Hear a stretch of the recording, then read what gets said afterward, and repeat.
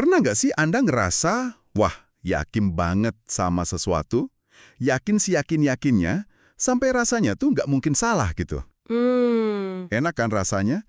Kayak, nemu pijakan yang kokoh gitu di dunia yang kadang rasanya goyang ini. betul.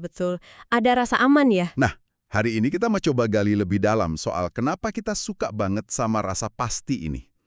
Kita bakal pakai materi yang Anda bagikan, khususnya fokus ke bab 8, daya tarik kepastian. Oke, siap. Kita bakal coba bongkar bareng-bareng nih. Kenapa sih rasa yakin itu bisa menarik banget?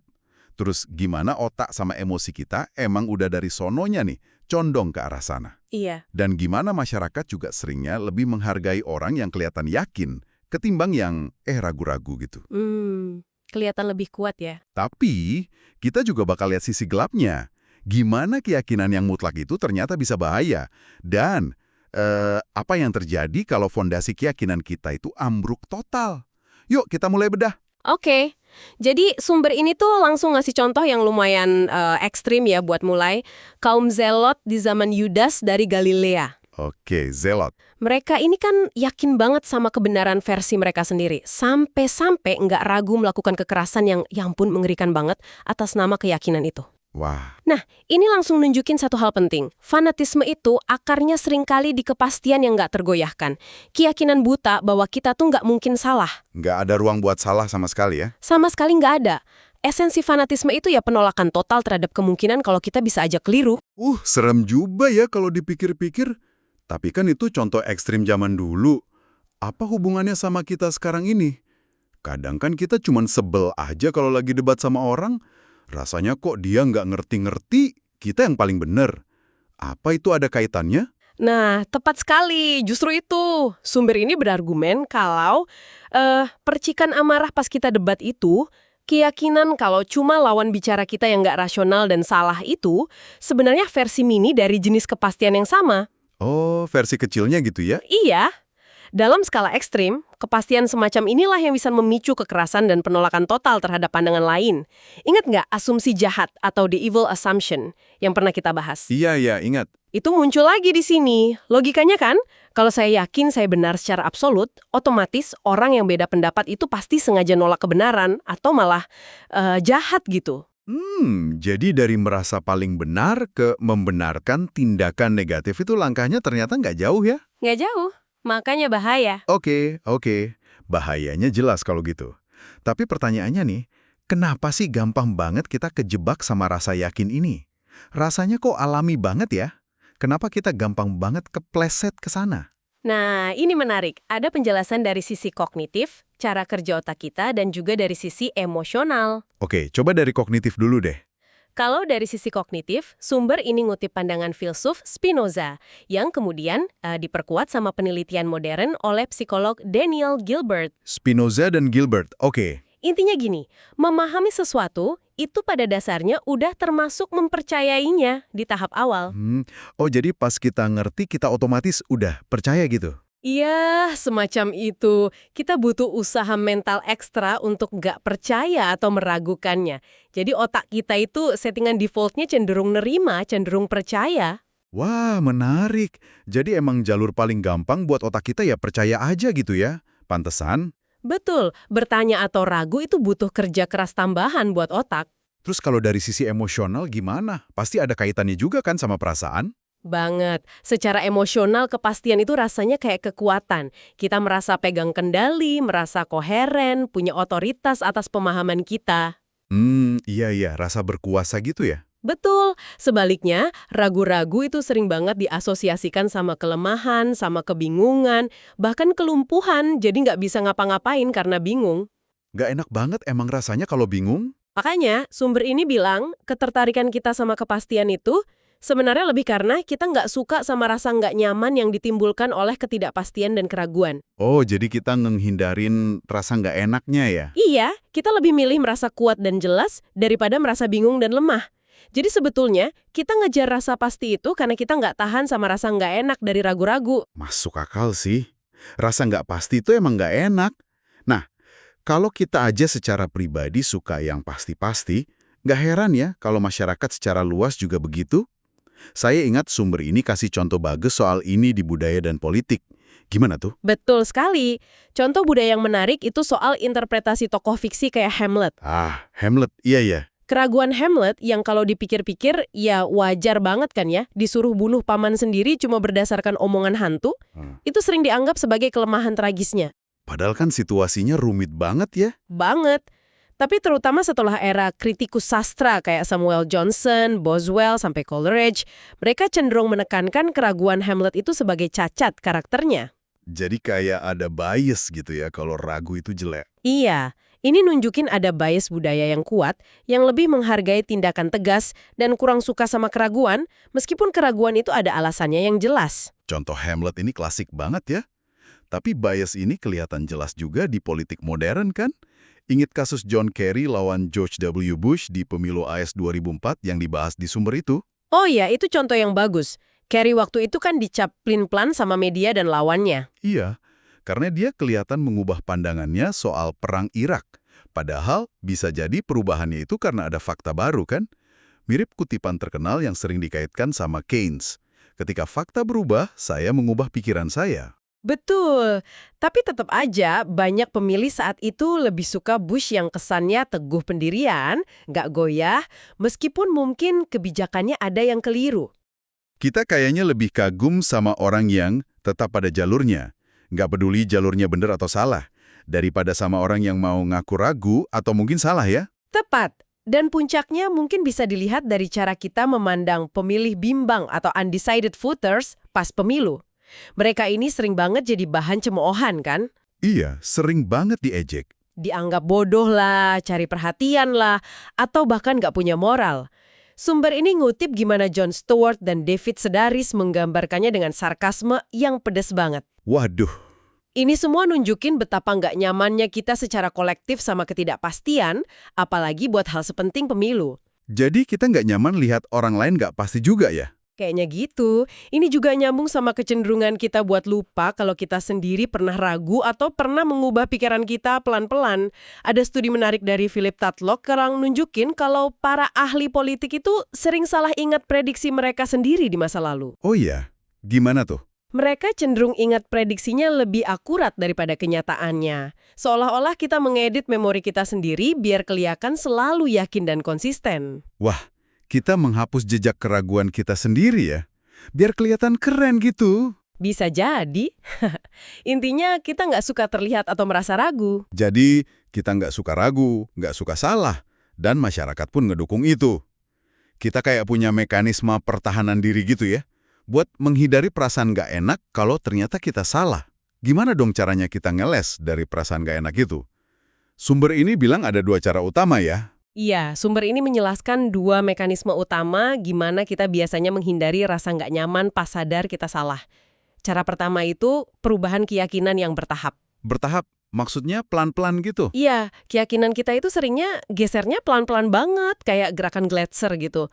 Saking pelannya, kita hampir nggak pernah ngerasain ada satu momen spesifik di mana kita sadar, oh ternyata saya salah. Nggak ada momen jeger gitu ya? Nggak ada gesekan internal yang keras, nggak ada konfrontasi langsung sama diri kita di masa lalu yang pegang keyakinan beda.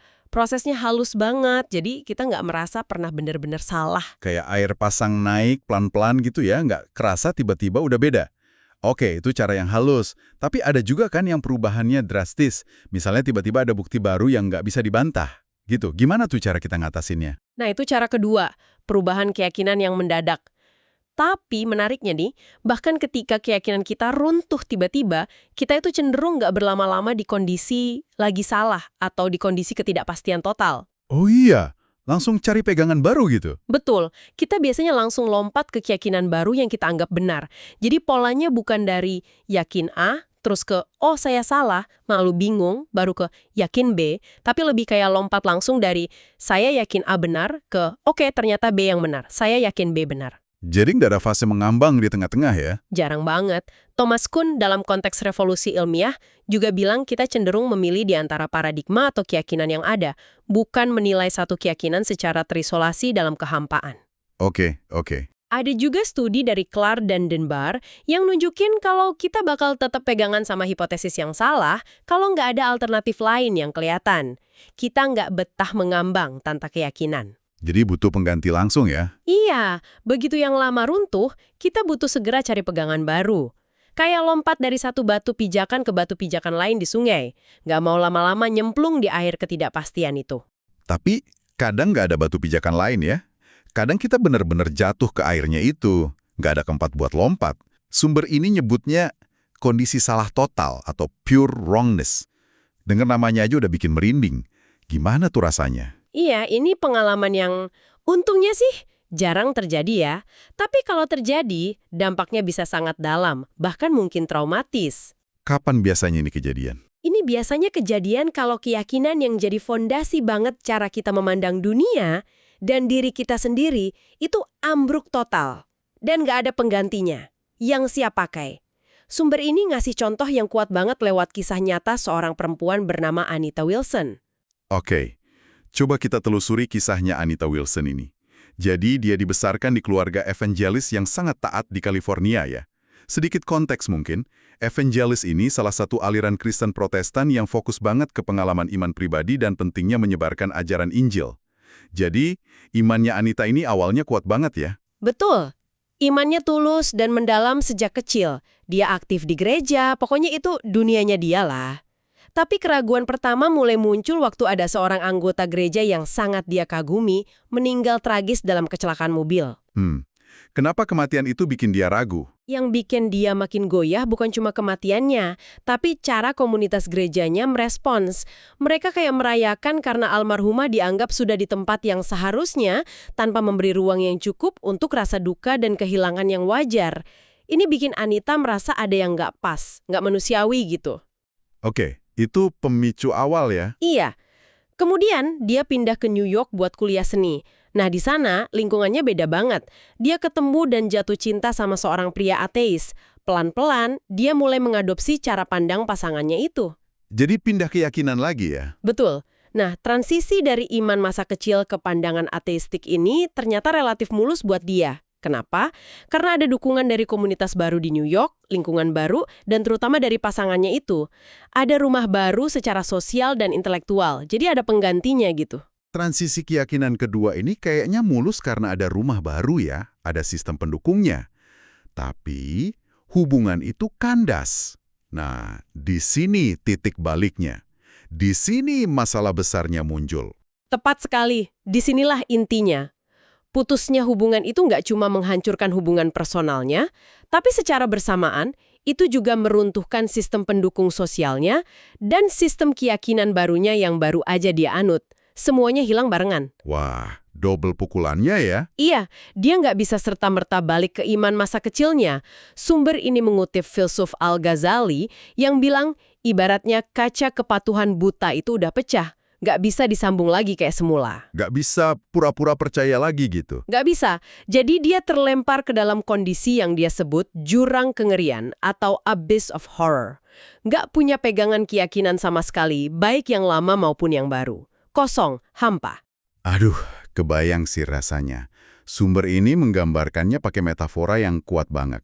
Kayak anak kecil yang tiba-tiba tersesat sendirian di tengah kota besar yang asing. Bingung, takut, nggak tahu arah, semua terasa mengancam. Sendirian banget rasanya. Persis. Dan yang lebih dalam lagi, ini terkait erat sama hilangnya rasa identitas diri.